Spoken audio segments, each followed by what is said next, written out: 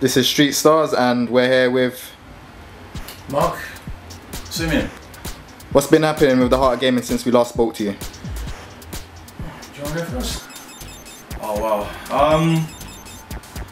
The road has been long. It's been hard in places. It's still hard, but it's a very good ride. And it's still a very good trip, especially if you're a fan of games. Since the place opened, we've seen loads of new people, loads of new faces. We've seen loads of new regular people who are still coming down. The crowd seems to change a lot. We've acquired some new communities that have been coming down, or not, I shouldn't say new communities, but communities that we weren't really aware of, like the DDR/ITG players, the dancers, the rhythm game scene. And they've become a very strong part of this place now. You know, absolutely, yeah. We obviously started with fighting games because it was in our heart, in our blood, and it's something that we've been doing for so long. And then you know, this massive curveball as far as the rhythm guys being sent came in, and you know, it's been really good to see them, and they've supported the place well. We've had loads of different tournaments happening. Some of them have been renamed, some have been changed. Some different organisers have been coming in. Things have kind of moved around a bit. Street Fighter's no longer on a Tuesday, it's now on a Sunday. You know, Tekken has taken over a Tuesday and is doing well. There's loads of guys coming down and supporting it. So, you know, it's been very good. Of course, there's still a lot more to build on, but it's very positive. It's very mention the presence as well of the Smash community. Yeah. I mean, you know what the problem is like with me and the Smash community, because I still kind of put them in the same category as the fighting games players, because we've had history with them before. But I mean, the Smash guys, anytime they do something here or they come down in full force. In droves. Yeah, I mean, I'd say one of the tournaments that we ran during the summer, it was proper. You know, we were there, and I think, you know, the doors got opened up and you were on your way back. And you know, I had to call him up just to say, yeah, the place might reach capacity soon. And so, so it's been good. It's been great. And sometimes it gets so busy, you actually start to feel scared. Yes. You know, you really do start to feel scared. It's like, my God, you know, what if it ever gets to the point where we have to sort of say to someone, nah, on the door, you know? Yeah. So what have you guys accomplished then since that it's been up? Well, like in terms of like being in the newspaper or being like... We were quite lucky. We've had a lot of good support and free advertising, you know, from various sort of publications. Some I haven't even actually ever read myself. I mean, someone sort of said, "Oh, you're in T3." I was like, "What's T3?" It's like, "Oh, it's a gadget magazine." I was like, "Really? We're in there? Wow. Okay, cool. Save me a copy." You know.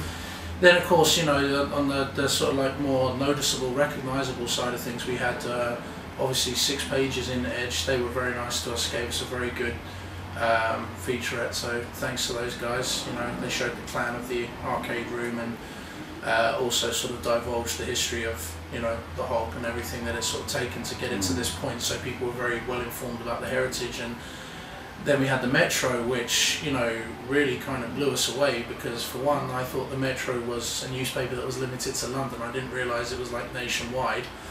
Then I thought, you know, oh, we'll probably get some little column somewhere towards the back, you know, that would be nice. And they're like, no, it's a 2-page spread. A nice spread, yeah. Yeah, you know, so that was really, that was brilliant. And then of course everybody saw the backdrop of our arcade here in Charlie Brooker's How Video Games Changed the World. You know, since then we've had more film companies, well, I say film companies, you know, people sort of filming, recording projects that want to sort of come down here, some for TV, some for their, you know, coursework, education or whatever. And you know, the thing is, we're always happy for anyone who kind of benefit from this place to benefit, you know, etc. It's the whole community thing that keeps us going. You know, we got a lot of long-term plans for the place as well. You know, we're sort of engaging opinion about doing a bar. You know, we thought maybe sort of one of the spare rooms could have a pool table in it, and of course a LAN setup with PCs. You know, we're thinking to do overnight film nights, you know, periodically on weekends, you know, runs of anime or whatever, or, you know, Asian cinema, etc, etc. Then there's the plans to open the shop, you know, near the front of the building in the reception area for buy, sell and trade. We never stop running out of ideas, and neither do the people that come here or the people who take an interest, you know, because they'll always say, hey, have you ever thought of this? And it's like, no, I hadn't. That's actually a really good idea. You know, it's not all just us. There's a massive community involvement here. We've got schools basically set in the beginning of, you know, next month to start bringing classes down because they feel it will be beneficial for courses that they're doing. And that's brilliant. That's really uplifting. It feels good that we're doing something that so many people enjoy, and not only that, it seems that, you know, there's a level where young people will benefit from it in terms of education. You know, it only makes what we're doing more worthwhile. Okay. So it's a lot, you know, it's a lot. Definitely. So, is there any? Well, you know what? Let's ask, what are the tournaments that are happening so that people that are watching this, they can actually attend them? This one's yours. Could be tournaments or just casual sessions. Okay, on Tuesdays, we've got Tekken Tag Tournament too, so it's mostly a Tekken day. At the moment, it's a mixture of casuals. They have grudge matches, first twos, you know, like it could be like first to 5, first to 10, first to 15 and stuff like that. And then occasionally you have tournaments, but in, I believe, the second week of February, tournament season is going to start from then onwards, and hopefully we can get some, you know, good old-fashioned tournaments down, and, you know, just get people a bit more amped, playing harder so that they can get better. And Wednesday, it's pretty much the same kind of deal with BlazBlue. So they have a Wednesday Night Rebellion, and it mostly is about BlazBlue. Thursday is our only kind of, you know, day where we're kind of really not too sure whether the place is open or closed, but it is really a rest day. You know, if people do want to come down, sometimes we open the door, but, you know, it's just one of those things. Friday has basically turned into another kind of empty day, but people just come down for casuals. Saturday is now King of Fighters and Gyogi Gear, and there might be a few games added in there, but those guys come down every Saturday and they play. And now on Sunday, Street Fighter and it looks like Marvel. Super Street Fighter 4 Arcade Edition version 2012 and Ultimate Marvel vs. Capcom 3 are on those days. And that seems to be growing all the time. We've even got one of the top UK players in here, Ryan Hart, who's running like invitational tournament called Angry Scar, which, you know, it's a one and off system, but, you know, everyone comes down, everyone gets amped, everyone has a good time, and that alongside the tournaments that we would do on those days anyway, it just makes it a really good environment for everyone. And yeah, so I mean, that's what's going on at the moment. That's on a weekly basis. Yeah, that's on a weekly basis. It never ends. But there, I mean, there are also, for example, we're about to do an event for the 20th anniversary of Super Street Fighter 2 Turbo, whereby all of the 6 versus City arcade machines will have that game running in it, which is going to be a 2-day event over the weekend. Yeah. Again, that's its 20th birthday. There's also a Third Strike, Street Fighter 3 Third Strike event happening on the 7th, you know, which has gained a lot of attention from Gutter Trash. Gutter Trash, it's called, yeah. It's gained a lot of attention from people in Europe. You know, there's a few Europeans flying in for this one. Which we also, you know generally sort of tends to make people think, well, you know, this is obviously serious, you know, not just another sort of casual event.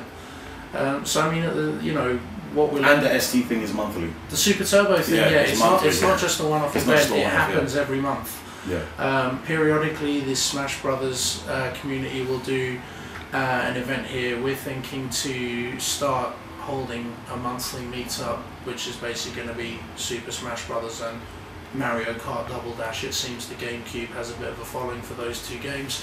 People seem to enjoy it on a competitive and friendly basis as well. It's 4-player, anything 4-player is fun.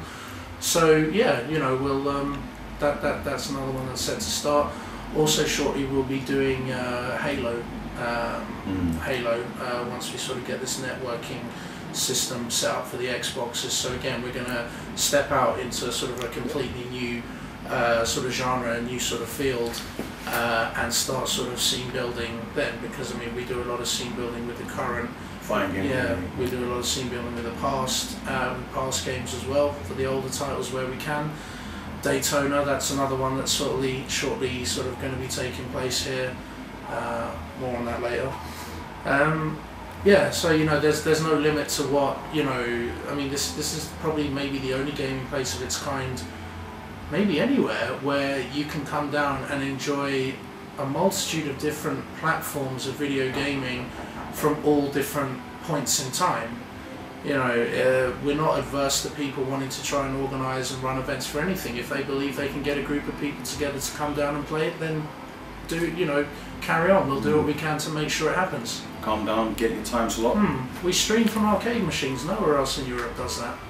Stream from arcade machines. Absolutely, absolutely. You know, it's all about basically getting as much attention as we possibly can, in order to sort of like ensure that it grows. You know, we grow, because this is a very niche thing. It's a triple dip recession, but thankfully, I've always been a belief that people spend money to have fun, providing it is fun. So from that perspective, the more people you cater to, the more fun you're making. Yeah. Okay, so for people to find out what's happening, like if you're saying that you're going to do a shop and a bar and stuff like that, for people to find out stuff and more information that's happening, where can people find you on the social media networks? Check us out at The Hog UK on Twitter, and The Heart of Gaming on Facebook. Our website will shortly be going live, which will include a full event planner, so that people can obviously plan well in advance, know where events are going on, get more information, etc., etc.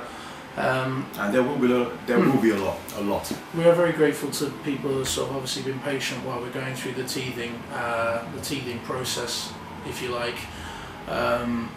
We take people's feedback on board. It's very valuable to us. It helps us move things in the right direction, eliminate problems.